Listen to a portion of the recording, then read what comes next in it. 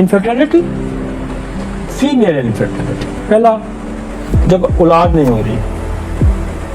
हो रही तो साइकिल पे जाना है। पहला क्वेश्चन आपका तो ये होना चाहिए कि पीरियड्स हो रहे हैं या नहीं हो रहे। अगर पीरियड नहीं हो रहा तो इसका मतलब पीसीओ का शिकार है फीमेल, पॉलीसिस्टिक ओवरी है, आपका पूरा चैन ही खराब है। एप्थैलेमस से लेके पिट्यूटरी से लेके ओवरी तक साइंटिफिकली जाएं, एलएच करवाएं, ल्यूटिनाइजेशन हार्मोन्स करवाएं, एफएसएच फॉलिकल स्टिमुलेशन हार्मोन्स कराएं, तो वो मसाइल आपके वहाँ भी हल हो सकते हैं कि वो हार्मोन बन रहा है या नहीं बन रहा, अगर स्टिमुलेट कर रहा है या नहीं कर रहा।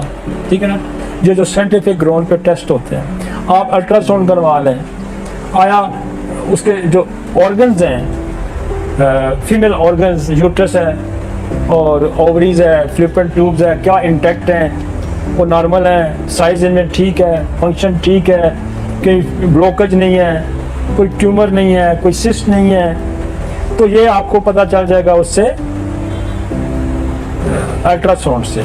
और सेकेंडली आप एफएसएच करा लें, आप एलएच करवा लें, तो आपको उसका पता चल जाएगा, फिर उस बेस पे हम इसका ट्रीटमेंट करेंगे।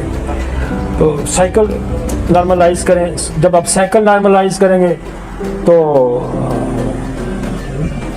इसका मतलब है कि सारी एक्टिविटीज जो है, पूरा चैन है वो दुरुस्त हो गया है।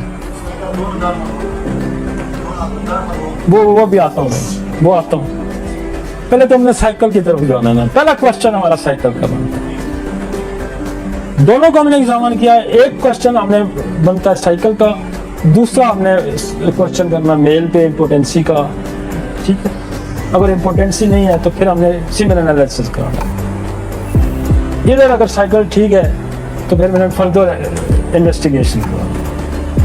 फिर कहीं ऐसा तो नहीं है कि कोई ब्लॉकेज है, कोई ऐसा तो नहीं है कि कोई किसी हार्मोन की डिफेक्ट, तो फिर हमने उधर जाना। अब साइकिल हमने नॉर्मल करना है। साइकिल नॉर्मल करने के लिए हमारे पास एक्सरे का इस्तेमाल करें। एक्सरे क्या करेगा कि एप्थैलेमस को स्टिमुलेट करेगा, पिट्यूटरी को स्टिमुलेट करेगा, और उसके बाद अगर वो पल्साटिला की पेशेंट है आप उसको पल्साटिला दे दें, सिपिया तो सिपिया दे दें, नेट्रोमेयर तो नेट्रोमेयर दे दें, एप्पल्स दे दें। ठीक है, और स्टोनेशियम कार्ब है वो दे दें, खून की कमी है तो फेरम ग्रुप से दे दें, फेरम दे दें, फेरमाइडाइड दें, फेरमाइड दे दें। साइकिल नॉर्मल होगा तो प्रेगनेंसी भी हो जाएगी। अब होता ही है कि हम कसरत से जिन लोगों के साइकिल नॉर्मल नहीं है, हम एक्सरे से ही स्टार्ट लेते हैं, हम ट्यूबरकुलोनियम उसके बाद देंगे।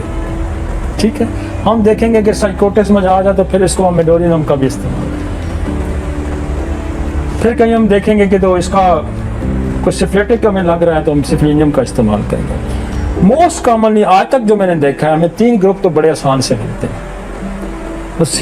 ट्यूबरकुलोसिस भी मिलता है, साइकोसिस भी मिलता है, और स्टिमुलेशन के लिए हमें एक्सरे की जरूरत पड़ती है।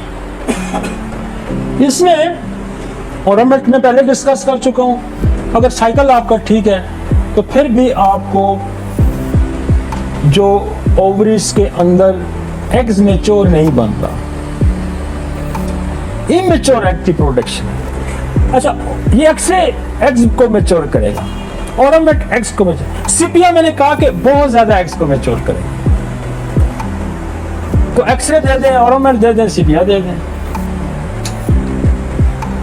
उसके बाद एक यहाँ आपको कॉन्स्टिट्यूशनली नेट्रोमेयर भी मिलती है, और नेट्रोमेयर जो है ना वो ऐसी दवाई है कि दोनों के टेस्ट ठीक होंगे तो नेट्रोमेयर प्रेगनेंसी नहीं आने देती।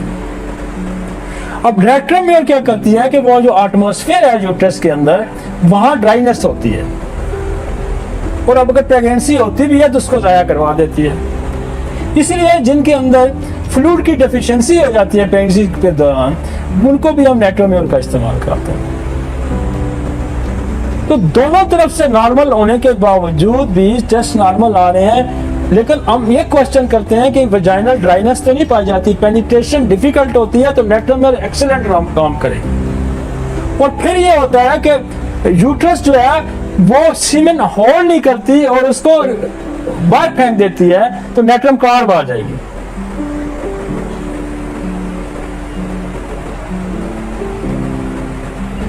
इतनी सारी साइंस है इसमें, इनफर्टिलिटी में इतनी सारी साइंस है। हमने सैकड़ों प्रेगनेंसियां करवाई हैं, 20-20 साल, 10-10 साल मैरिटल लाइफ गुजर। सीपिया, एक्सरे, ओरोमेट, सिफ्लिनियम, यही वो दवाई हैं। अब मिस अबॉर्शन को जो सबसे ज्यादा हमने रोका है, मिस अबॉर्शन, एक्सरे ने रोका है, सिफ्लिनियम ने रोका है, ओरोमेट ने रोका है, सीपिया ने रोका है। हालांकि सुबाइना का बड़ा जिक्र है, मेरे पास इसने नहीं काम किया, सच्ची में बात बताऊं। थर्ड मर्ड अबॉर्शन लिखा हुआ है इसके अंदर, मेरे पास तो सीपिया ने काम किया, मेरे पास एक्सरे। हमारे पास इंट्रायूट्राइन ग्रोथ रुक जाती है, मिस्ड अबॉर्शन होने का खतरा आ जाता है, डेवलप नहीं होता सैक। हमने एक्सरे दिया, हमने कॉर्सी ट्यूबर सिफ्लिनियम, ओरोमेट, सीपिया में गए, अगले महीने मैंने टेस्ट करा, नॉर्मल प्रेगनेंसी ग्रो करती है। सैकड़ों पेशेंट हमने, हजारों पेशेंट जो हमने, जिनका इंट्रायूट्राइन ग्रोथ ठीक नहीं होती, हमने ठीक की। मैं ऐसे बच्चे जो तीसरे महीने में अबॉर्शन हो रहा है, चौथे महीने में अबॉर्शन हो रहा है, 7वें में हो रहा है, पैदा होकर मर जाता, हम इन्हीं दवाइयों से उसको ठीक करते हैं। इसी तरतीब से मैं देता हूँ, उसी से ठीक हो जाता है।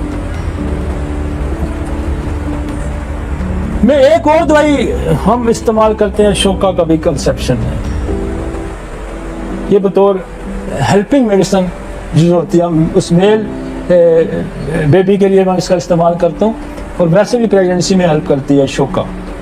और शोका जो है वो लो लिबिडो को भी बड़ा अच्छा दूर करती है।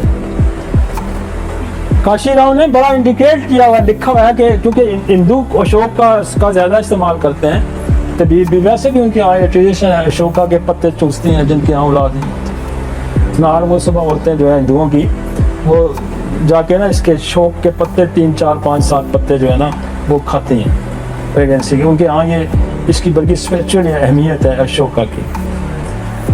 तो वो ये कहता है कि ये, अगर आप उसको जाके पढ़ें तो वो कहता है कि जो लो लिबिडो है, बल्कि अनमैरिटल जो फीमेल्स हैं, वो उनको बहुत थोड़ा क्वांटिटी में कहता है, 2-3 कतरे से ज़्यादा इस्तेमाल ना करें। और जो मैरिटल लाइफ वाली है, मैरिज, वो 5 से 10 कतरे का इस्तेमाल कर सकते हैं, क्योंकि वो ये लिबिडो भी बढ़ा देती है। ये जो आप मदर टेंशन में जी, मदर टेंशन में ये लिबिडो बढ़ाती है, और ये जो प्रेगनेंसी की है उसमें भी आसानी पैदा करती है मेल बेबी के लिए। ये आप पढ़े ना जाके उसको, काशीराम ने बड़ा मजा लिख कर लिखा हुआ है शोका।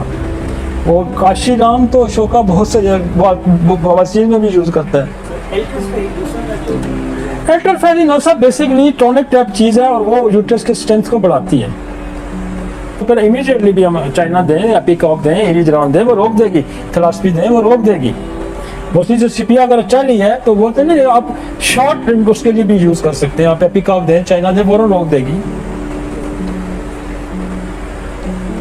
यहाँ यूट्रस प्रोलैप्स नहीं है, अभी तो शादी नहीं है, यूट्रस प्रोलैप्स तो बच्चे जनेगी तो आने शुरू हो जाएंगे। अनमैरिड जब मैरिटल लाइफ में फौरन यूट्रस प्रोलैप्स नहीं आएगा, वो तो 4 बच्चे, 5 बच्चे, 3 बच्चे, वेट लिफ्ट करेगी, फिर आएगा ना, वो आगे आएगा प्रोलैप्स। सीपिया चूंकि कमजोर है यूट्रस उसकी, वो प्रोलैप्स तो करेगी, लेकिन यहाँ नहीं करेगी, थोड़ा सा आगे चल के करेगी। अक्सर आपको सीपिया मिलती हैं, यंगस्टर में मिलती हैं, तो वो उनके यूट्रस प्रोलैप्स नहीं होते। इसका मतलब ये नहीं है कि वो सीपिया नहीं है। सीपिया स्मॉल यूट्रस को ठीक करेगी, और स्मॉल यूट्रस के केसेस ठीक करती है, बहुत अच्छे ठीक करती है। स्मॉल यूट्रस में हमारे पास लाइकोपोडियम बहुत अच्छा, कैंट ने बहुत मजे का जिक्र किया कि small breast, undeveloped breast and small uterus. Lycopodium बड़ी मजे की, उसने दूसरा या तीसरा पैरा है उसका, उसके लेक्चर्स का, कैंट के लेक्चर का, उसमें लाइकोपोडियम मजे की लिखी है उसमें, पढ़े आपको मजा आ जाएगा। आपको ये पिक्चर नजर आती है। जहाँ ऑब्स्ट्रक्शन आएगी, ऑब्स्ट्रक्शन क्यों आएगी? 2 बड़ी वजह। एक साइकोटिक ग्रोथ की वजह से आएगी, ट्यूबरक्लोसिस की वजह से, पानी की वजह से। तो ऑब्स्ट्रक्शन जो ज्यादा रिमूव करती है वो आपकी पल्सटीला करती है, पल्सटीला करती है, आपकी नेट्रोम्योल करती है, आपकी लेक्सिस करती है। लेकिन पल्सटीला, लेक्सिस सिपिया भी एंटीसाइकोटिक है, सिपिया एंटीसाइकोटिक भी है, सिपिया एंटी ट्यूबरकुलोसिस भी है। तो जहां ऑब्स्ट्रक्शन आपने रिमूव करनी है वहां फिर आपने मियाज़मेटिक मेडिसिन तो देनी है, टेमेडोरिनम देनी है, एक्सरे देनी है, ट्यूबरक्लोनियम देनी है, ये देनी है, ये पर थोड़ी थोड़ी वेरिएशन भी आएगी। फिर मेन मेडिसिन जो है आपकी पल्सटीला या नेट्रोमेर, जहाँ पल्सटीला काम करना छोड़ देगी फिर नेट्रोमेर पे चले जाए।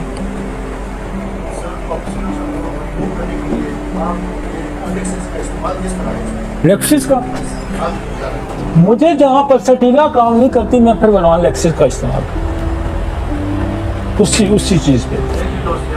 नहीं हम 2 दिन दे देंगे, फिर महीने बाद रिपीट कर देंगे, अब 15 दिन बाद रिपीट कर देंगे। 1 हम दे के 200 में 2 दिन देंगे, फिर 15 दिन में चले जाएंगे। लेक्सिस बहुत अच्छी ऑब्स्ट्रक्शन रिमूव करती है, दुरुस्त सिमत में ले जाती है। लेकिन इन दवाइयों से काम कर लेने का तरीका ये है, मैंने आपको बताया मियाज़मेटिक ऑब्स्ट्रक्शन वो दूर होगी और ये आगे पुश लगाएंगी। अब दवाइयाँ तो सारी रेपर्टरी में लिखी हुई हैं, डायरेक्शन किसने फिक्स करनी है, ऑब्स्ट्रक्शन किसने रिमूव करानी है, डॉक्टर ने करानी है। उसका कितना नॉलेज है, कितना अच्छा नॉलेज है, किस तरह ऑब्स्ट्रक्शन। तो दवाइयों से तो काम लेना है ना, तरीके से लेना है।